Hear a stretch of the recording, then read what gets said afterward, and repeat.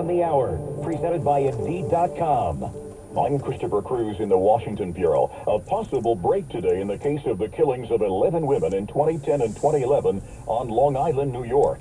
WCBS TV's Carolyn Gussoff says a 59-year-old man has been arrested in what's long been called the Gilgo Beach murders. A grand jury at this hour, officials tell us, is hearing evidence, and an indictment is expected to be unsealed in court this afternoon. We will then know what the charges are and what led this massive 12-year manhunt to lead here to First Avenue in Massapequa Park. CBS's 48 Hours correspondent Erin Moriarty has been covering this case for years. This has been so difficult for all these families. This has been going on and on and on. Megan Waterman, a young woman who disappeared in July of 2010, had a young daughter who's always wondered about what happened to her mother. During a punishing heat wave, a desert has become a tourist hotspot. There's hot, and then there's Death Valley, California. The national park there bills itself as the hottest. It could hit 120 there over the weekend. Tourists are converging to get out in the heat, take some pictures, then get back in the air-conditioned car.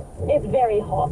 I mean, especially when there's a breeze, you would think that maybe that would give you some slight relief from the heat, but it just really does feel like an air blow dryer is just going back in your face. Alessia Dempster is visiting from Scotland. A park ranger says during this stretch, it feels like the sun has gone through your skin and is getting into your bones.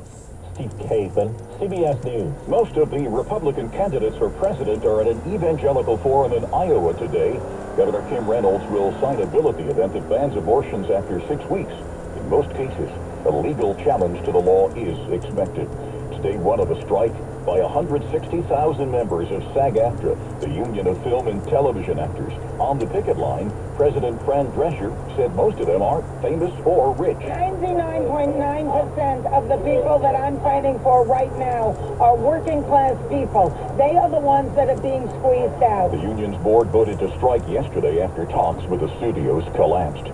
Some unexpected and good news today for borrowers who've been paying on their student loans for years, says CBS's Natalie Brand. The Biden administration says more than 800,000 borrowers with $39 billion in student loans will have their debt forgiven, specifically those enrolled in income-driven repayment plans where monthly payment is tied to their income, who have made the accumulated equivalent of 20 or 25 years of monthly payment. This is CBS News.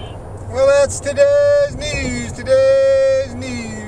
I didn't hear any good news, did you?